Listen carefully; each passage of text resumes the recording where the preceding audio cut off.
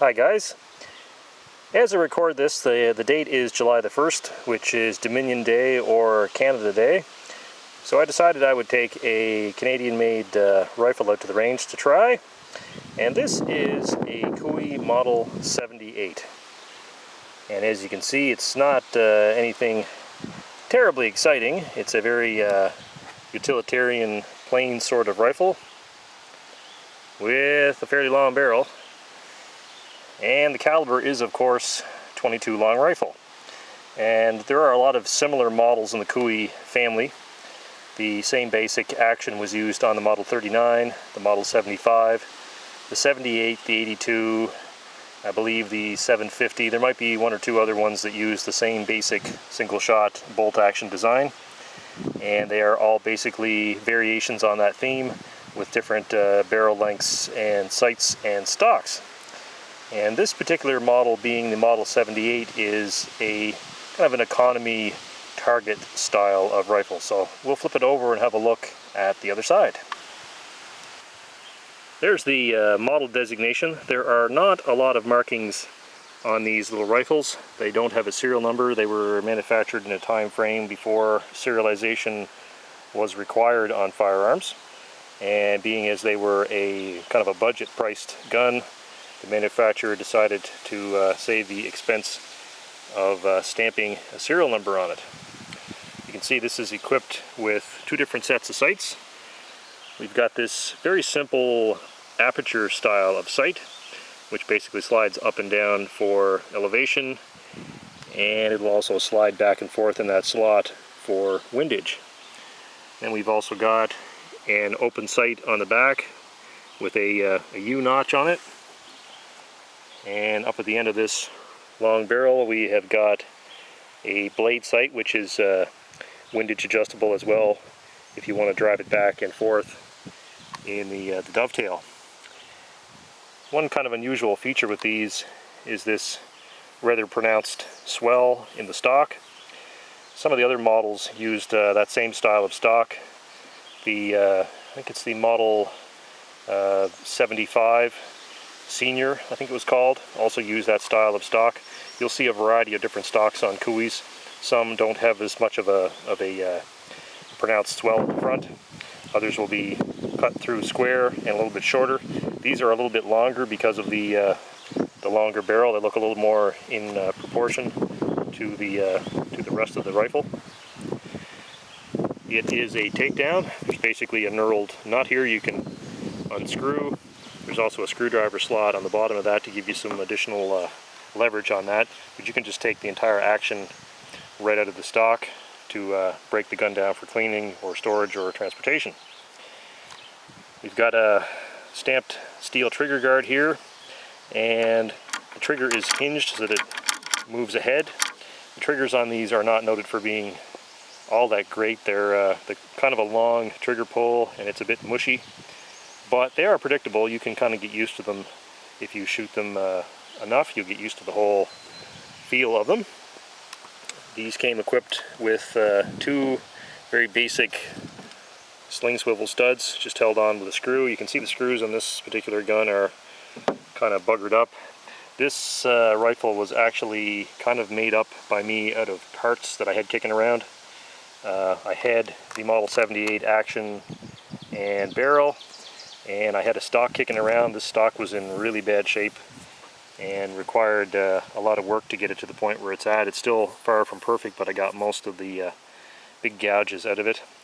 And because I had to do so much sort of sanding on it to get it to work, the butt plate that I found, which was not original, does not fit very well. It needs a bunch of work to get it to fit. But anyway, all the parts, although they are from different rifles, the bolt is from a different, found the bolt separately. The trigger guard came from another source. This is basically a bit of a Frankenstein gun. All the parts have about the same amount of brown patina on them, which is kind of a nice way to say an even coating of rust. Basically, when I got this, it was completely red, so we've done a bit of work trying to clean the bulk of the rust off without going right through to the bare metal underneath. So I'm actually rather pleased with the way the whole thing turned out, considering that it did start off as a bunch of spare parts. And it took me a couple of different bolts to find one that head spaced properly that would fire reliably, but this one seems to work pretty well. And they have a long barrel. These are, I believe these are a 28-inch barrel. And Cooey barrels are noted for being fairly accurate, mostly because they're bored fairly tightly. They are generally about 2-to-1 as opposed to 2-to-3, which you will find on most 22 caliber rifles. The stock on this, I mentioned that it was a very beat up stock. You can still see a lot of the little dings in it there, even after an awful lot of sanding. Couldn't quite get rid of all of them, but you need to leave a few for character, I guess. And these are actually a walnut stock, although they are a lower grade of walnut because of the budget price of the gun. You can see where the color change occurs here, and also here at the top, or the bottom edge of the pistol grip, and also back further here there's more kind of sapwood, I guess. So not a high grade stock, but good and strong. The grain runs fairly straight through the wrist, and this one is basically pretty well free of any cracks. You'll often find these with cracks because they were used as, you know, kind of rough and ready utility guns. So this one's actually survived, although it got beat up quite a bit. It actually survived without getting cracked, which is kind of the important thing. So it's actually a fairly nice stock. The basic dimensions are adult sized. It's not a kid-sized rifle. It's got a full-length stock. It's got a full-length barrel. And these are surprisingly quiet when you use subsonic or target grade ammo because of the long barrel. Like I said, I think it's a 28-inch barrel. I'll have to measure it just to be sure. I'll note it on the bottom underneath here if I got that figure wrong. Most of these you'll find do not have that aperture sight in the back. You have to look long and hard to find those aperture sights. The same style of aperture sight was also used on the Cooey Model 82, which was a military trainer. So I'm going to set the tripod up here and I'll just show you the basics of the bolt and the action. Alright, here is the basic action. You can see there's not a lot of complication to it. We have a very simple bolt action. The bolt is removed by pulling the trigger and pulling the bolt out the back of the receiver. And the bolt locks using the root of the bolt handle as the only locking surface. You can see our extractor here, which is basically pinched in place and held at the back end underneath the bolt handle here, and it's tensioned by means of its own springiness. Grabs the cartridge at the front. We've got a pretty decent sized firing pin on these. They give the cartridge a good whack. Pretty reliable design. There is no safety catch on these. There is no safety position for the bolt to be.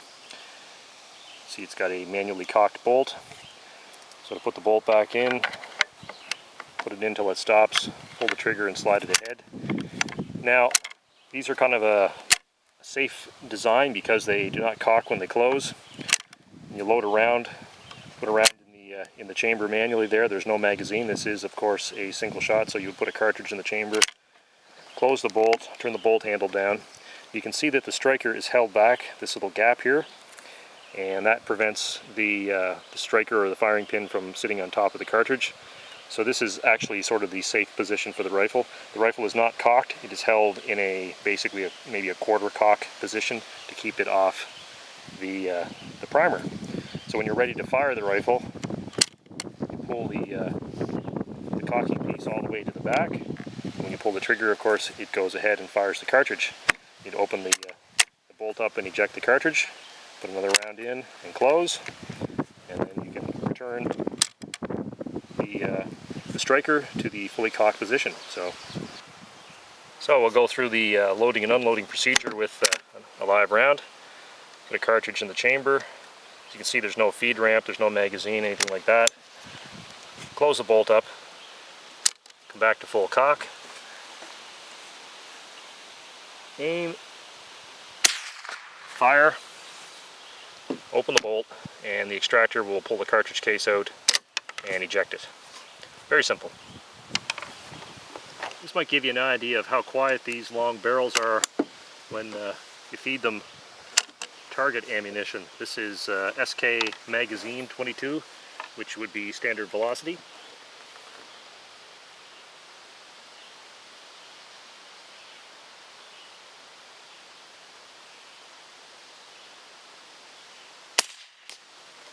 Very quiet.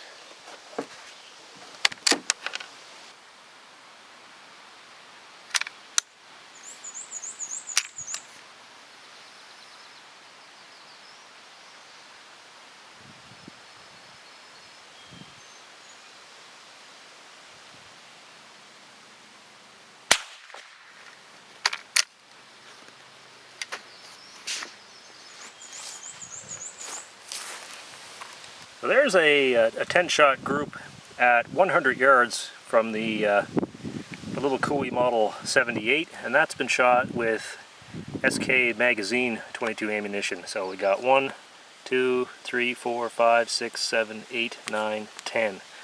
And I would have to say that those ones on the outside are definitely shooter error, because a couple of those, that trigger's a little hard to manage. I think they got away from me.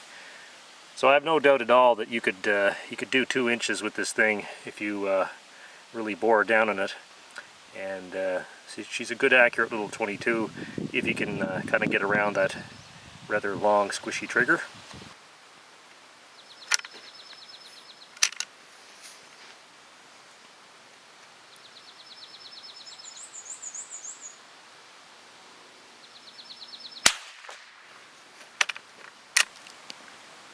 Here we have 10 rounds of CCI subsonic hollow point out of the little Cooey Model 78, once again at 100 yards. And we're looking at 1, 2, about 3 inches extreme spread, which isn't too bad considering it's a bit of a breezy day today. Let me go back and try it once again. We'll use some high velocity stuff, see if that fares any better in the wind.